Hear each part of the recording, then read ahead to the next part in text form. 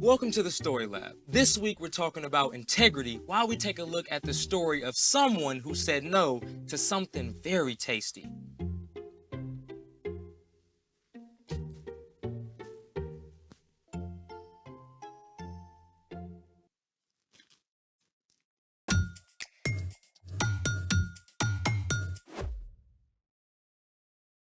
Hey, I'm Carter. And I'm Zeke. We're talking about integrity, which is choosing to be truthful in whatever you say and do. What are you doing? Oh, I'm studying to get my driver's license. You might want to study the actual manual instead of a racing car. I already know all that stuff. Really? Yeah, I probably know more about driving than you do. That sounds like a challenge. Let's do it. It's time to play Driver's License Dry Run. Dry run? Like a practice test for the real thing. Round 1.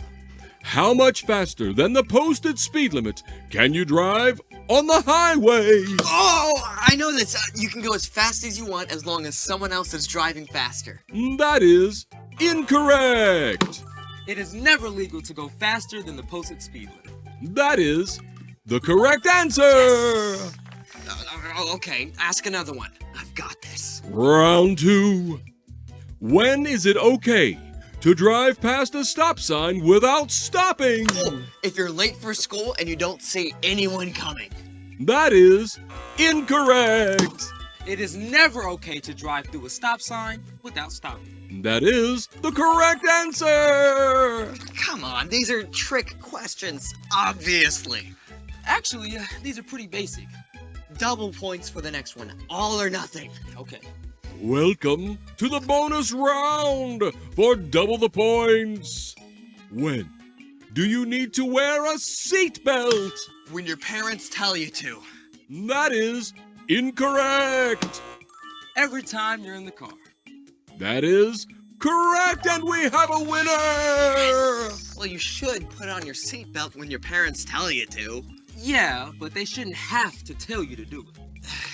Fine, you win. I'll study. Good. Hey, that's my snack. Speaking of snacks, it's time for The story before the story. Today, we're in the Old Testament, the book of Daniel. God had a plan to bless the whole world through one family, the Israelites. But God's people kept turning away from God. It seemed every good king who led the people to follow God's laws was followed by a foolish king who led the people to do terrible, wrong things. At last, God's people were attacked by Nebuchadnezzar, the king of Babylon, which is where our story starts. Take it away. Hey everyone, I'm Brian. Over and over, the kings who led God's people turned away from God. Finally, they were conquered by King Nebuchadnezzar of Babylon. I hereby declare you're under the rule of King Nebuchadnezzar. The Babylonians took treasure from God's temple.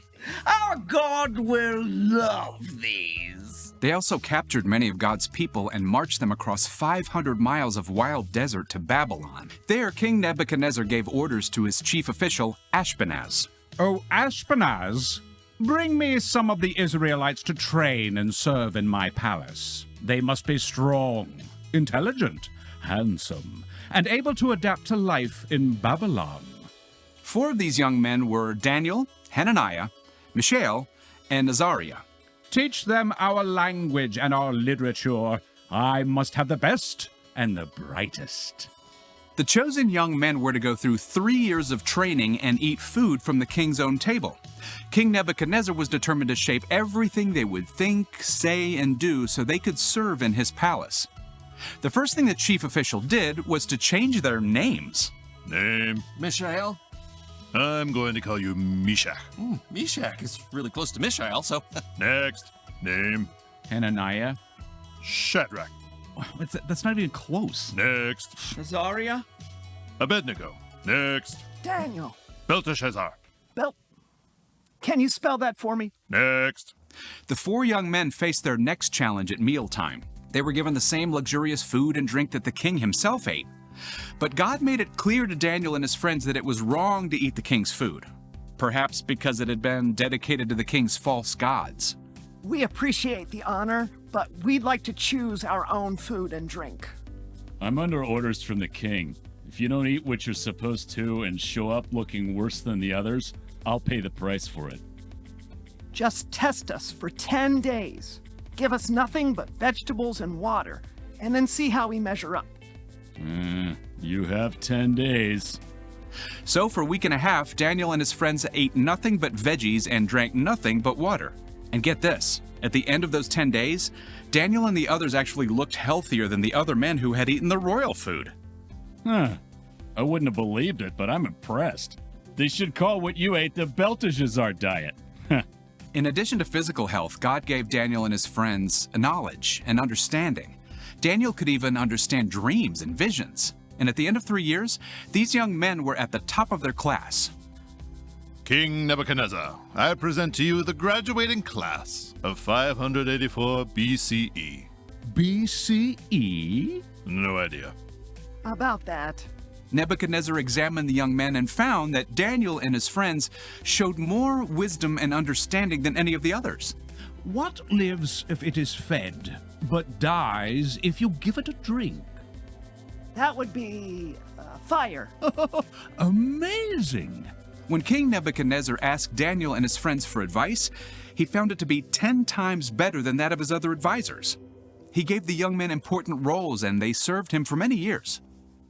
The end. Wow. Daniel and his friends were ripped away from everything they knew. And then asked to do something they knew wasn't right. Yeah, that must have been some serious pressure, you know? But they still chose to honor God. So, what's our part in the story? Well, Daniel and his friends made a choice to do the right thing, even when they were in a brand new place where it would have been a lot easier to just go with the flow. It can be super hard not to just do what everyone else is doing. Even when we know it's not right. Yeah, you'll often have a chance to make a choice between what's easy and what's right. You might be hanging out with friends who want to watch a movie you know your parents would say no to. It would be super easy to just go along with it and watch it anyway. But you can choose to make a stand and not watch, even if your friends do. Or you might be taking a test that's super important to your grade. And if you just glance over, you could check your answers on a neighbor's paper. You can choose to keep your eyes on your own work, even if it's hard. Yeah, doing the right thing can be tough sometimes, but when you follow Jesus, God sends the Holy Spirit to be with you. Anytime you're struggling to do the right thing, you can ask God for help. Then you can make a wise choice, no matter where you are. Just like Daniel and his friends, you can stand up to stand out. Stand up to stand out. I like that. Yeah, pretty good, isn't it? Yeah. You got it. See you next time. So, here's the thing. Do what's right wherever you are. Want me to help you study? That'd be great. Ooh. So maybe cookies aren't exactly wrong, but after 2, there might be a wiser choice.